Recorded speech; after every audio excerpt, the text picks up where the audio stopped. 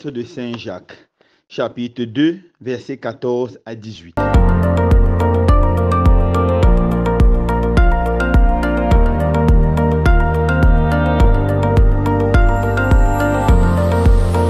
Mes frères, si quelqu'un prétend avoir la foi sans la mettre en œuvre, à quoi cela sert-elle? Sa foi peut-elle le sauver? Supposons qu'un frère ou une sœur n'ait pas de quoi s'habiller, ni de quoi manger tous les jours. Si l'un de vous leur dit, allez en paix, mettez-vous au chaud et mangez à votre faim, sans leur donner le nécessaire pour vivre, à quoi cela sert-il? Ainsi donc, la foi, si elle n'est pas mise en œuvre, est bel et bien morte. En revanche, on va dire, toi, tu as la foi, moi, j'ai les œuvres. Montre-moi donc ta foi sans les œuvres. Moi, c'est avec mes œuvres que je te montrerai ma foi. Parole du Seigneur. Nous rendons grâce à Dieu. Frères et sœurs bien-aimés, aujourd'hui nous célébrons avec beaucoup de joie le 24e dimanche du temps ordinaire de l'année liturgique B. J'aimerais que nous arrêtons sur la deuxième lecture de ce jour et nous méditons sur elle, tellement elle est belle, tellement elle est intéressante. Dans la lecture que nous venons d'écouter, Saint Jacques dit quelque chose d'important. Montre-moi ta foi sans tes œuvres. Moi, c'est avec ma foi. Moi, c'est avec mes œuvres que je te montrerai ma foi. Une foi sans les œuvres est bel et bien une foi morte, nous dit Saint Jacques. Dans l'histoire de l'Église, certaines personnes ont pris cette affirmation de Saint Jacques comme allant en contradiction avec Saint Paul, qui affirmait avec beaucoup de force que nous ne sommes pas sauvés par les œuvres, mais par l'obéissance à la foi. On peut lire ça dans Romains chapitre 3, verset 28. Mais en fait, Saint Jacques ne s'oppose pas à Paul. Paul dit, nous ne sommes pas sauvés par les œuvres de la loi, mais par la foi en Jésus. Quand Saint Paul le dit, il affirme quelque chose d'important. Tout commence par l'expérience personnelle de Jésus. Nous avons une expérience forte de Jésus parce que c'est la foi en Jésus qui sauve. C'est lorsqu'on prend conscience de notre Seigneur et qu'on l'accueille comme notre Seigneur et Sauveur que nous sommes sauvés. Mais évidemment, quand on lit les lettres de Saint Paul, on se rend compte qu'il souligne avec beaucoup de tirets l'aspect éthique du christianisme. Pour Saint Paul, tout homme sera jugé selon ses œuvres. Alors, personne ne peut prétendre avoir la foi s'il n'a pas des œuvres concrètes. Personne ne peut dire qu'il a accueilli Jésus dans son cœur comme son Seigneur, son Sauveur, et on ne voit pas cela dans sa vie. La foi que Saint Paul nous enseigne n'est pas une foi intellectuelle. Par exemple, les mathématiques, c'est simplement de l'intellectuel. Tu peux savoir que 2 plus 2 égale à 4. Ou tu peux savoir le théorème de Pythagore ou beaucoup d'autres théorèmes. Mais ça n'a aucune implication éthique dans ta vie. Le christianisme, c'est tout le contraire. Lorsque tu reçois Jésus dans ton cœur comme ton Seigneur et ton Sauveur personnel, immédiatement, tu reçois sa vie comme l'exemple de ta vie et tu reçois son enseignement comme le modèle de ta vie, comme la lumière qui va t'éclairer, qui va te dire comment tu dois te comporter dans ta vie de tous les jours. Voilà ce que veut dire recevoir Jésus comme son Seigneur et comme son Sauveur personnel. Bien sûr, Saint Paul souligne à grands traits la foi. Jacques souligne les œuvres de la foi. Les deux vont ensemble et les deux nous aident à nous élever vers le Seigneur. Saint Jacques a raison de dire, montre-moi ta foi sans œuvre. C'est avec mes œuvres que je te montrerai ma foi. Lorsqu'on regarde la Bible, on se rend compte que le diable aussi a la foi. Le diable sait que Jésus est Seigneur. C'est pour ça que lorsque le nom de Jésus est prononcé, Satan et toute la cour céleste se met à trembler. Mais cette connaissance de Satan n'a aucune implication dans sa vie. Il continue à faire le mal, à désirer le mal, à travailler pour détruire l'espèce humaine. Voilà une foi d'hypocrite. Voilà une foi inutile. La vraie foi, c'est une foi qui doit être vue par les œuvres.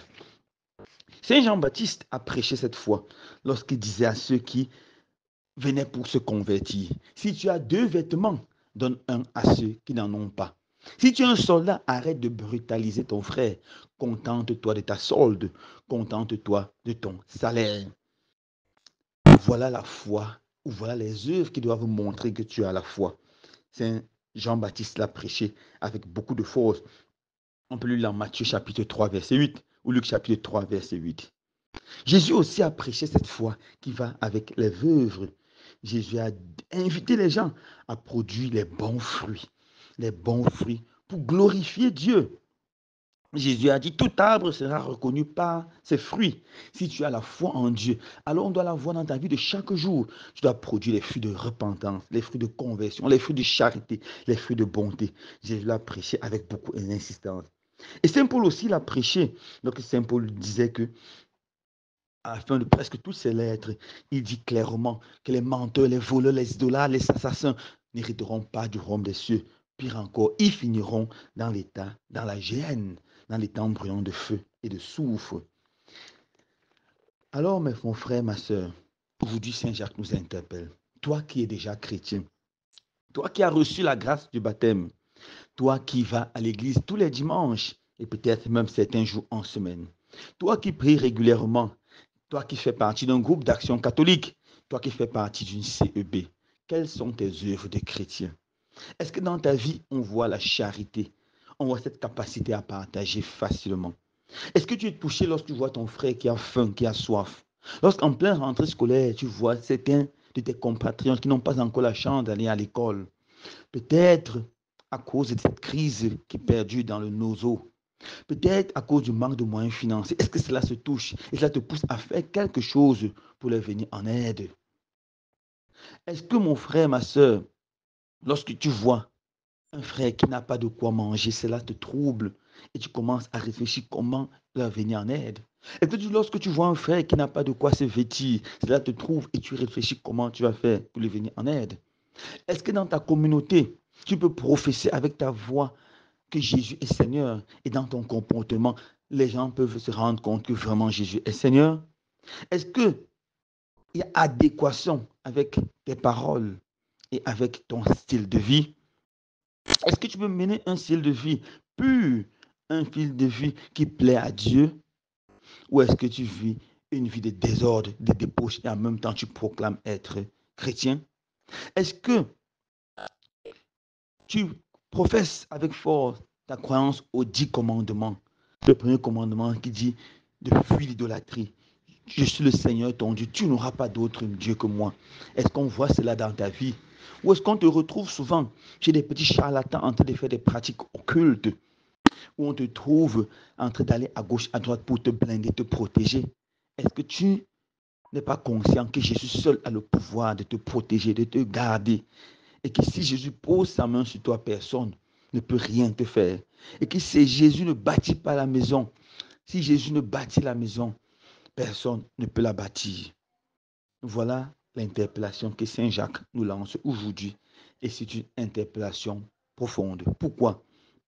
Parce que l'avenir du christianisme dépend de notre habilité à mettre cela en pratique, à faire une adéquation entre notre foi professée et notre vie de chaque jour. Si nous professons des grandes valeurs et nous vivons des valeurs très basses, alors le christianisme apparaîtra pour tous comme une religion hypocrite, comme une religion qui ne sera pas crédible, qui ne sera plus crédible. Mais si, avec la grâce de Dieu, nous nous efforçons à vivre les valeurs enseignées par Jésus, les valeurs fortes d'humilité, les valeurs fortes de douceur, de non-violence, les valeurs fortes de pardon, les valeurs fortes de joie, d'amour, alors le christianisme sera une religion qui va attirer. Alors ta vie va devenir un évangile vivant. Alors les hommes n'auront plus besoin d'aller chercher la Bible pour lire et savoir ce qu'il ne faut pas faire ou ce qu'il faut faire. En te voyant vivre, ils comprendront la beauté et la grandeur de l'évangile. Mon frère, ma soeur, c'est par des œuvres concrètes que tu dois montrer que tu as la foi. Permettons de conclure en soulignant quelques œuvres qui montrent qu'on est effectivement chrétien. Première œuvre qui montre qu'on est un vrai chrétien, qu'on a la foi, ce sont les œuvres spirituelles. Personne ne peut prétendre être proche de quelqu'un s'il n'a pas le temps pour lui. Personne ne peut prétendre être proche de Dieu s'il n'a pas le temps pour Dieu. Et le temps pour Dieu, c'est dans la prière. Une prière fervente, une prière profonde. Le temps pour Dieu, c'est dans la méditation quotidienne de sa parole. Le temps pour Dieu, c'est dans l'Eucharistie, au moins tous les dimanches. Voilà la première œuvre. Trouver le temps pour les actions spirituelles. Deuxièmement, personne ne peut prétendre aimer Dieu qu'il aime s'il n'est pas capable d'aimer son frère. Personne ne peut prétendre aimer Dieu qu'il ne voit pas s'il n'est pas capable d'aimer son frère qu'il voit ou sa sœur avec qui il vit. La deuxième chose, c'est de montrer l'amour et la bonté concrètement avec ceux, spécialement envers ceux avec qui nous vivons. On doit aimer Dieu en aimant son mari, en aimant sa femme, en aimant ses enfants, en aimant ses parents, en aimant ses voisins. Et cet amour doit s'exprimer par le pardon, par l'acceptation des différences, par l'effort d'accepter l'autre tel qu'il est et non toujours de pointer le mal sur ses difficultés, sur ses misères. Troisième chose, on ne peut pas aimer Dieu si on ne sait pas aimer les pauvres. Jésus est venu dans le monde comme un pauvre parmi les pauvres. Et les pauvres étaient les privilégiés de l'évangile. Jésus donnait une place de choix aux pauvres, aux faibles, aux malades, aux orphelins, aux veuves, aux abandonnés, aux étrangers. On ne peut pas aimer Dieu si on n'a pas de place dans son cœur pour ces personnes vulnérables, ces personnes pauvres, ces personnes qui ont besoin de notre soutien. Mon frère, ma soeur, la plus belle œuvre, c'est la plus belle œuvre de la foi chrétienne, c'est la charité. Une charité désintéressée. Une charité qui s'ouvre vers l'autre. Une charité qui n'attend rien en retour. Nous devons apprendre à venir en aide les uns aux autres, à venir en aide à ceux qui souffrent. Permettez-moi de conclure en vous racontant cet épisode de la vie de Mère Teresa de Calcutta, cette femme qui avait un cœur rempli d'amour. Mère Teresa était une chrétienne. Elle était une religieuse. Elle appartenait déjà à une congrégation, les Sœurs de Lorraine. Mais un jour, en rentrant dans la ville, elle a vu un homme. Un jour, en rentrant dans la ville en train, elle a vu un homme qui mourait dans une poubelle. Elle était touchée en voyant cet homme. Elle a dit, je dois faire quelque chose. C'est justement sa foi en Jésus qui l'a saisi. Il a dit, tu dois faire quelque chose. Et avec la permission de ses supérieurs, elle a demandé l'exclustration. Elle a quitté temporairement cette congrégation pour commencer une nouvelle vie dédiée exclusivement aux plus pauvres, aux plus misérables, aux œuvres de charité. Pendant toute sa vie, elle a fait des merveilles. Elle a créé des centres pour accueillir les enfants abandonnés, les orphelins, pour soigner les malades, recueillir les mourants, recueillir les enfants qu'on voulait avorter, recueillir les enfants abandonnés. Elle a fait des merveilles. Mais lorsqu'on regarde sa vie, on se rend compte avec beaucoup de beauté que les œuvres de foi étaient extraordinaires. Mère Teresa était une femme de prière. Elle passait de longues heures devant le Saint-Sacrement à prier. Et elle invitait toujours ses sœurs à s'attacher à la prière.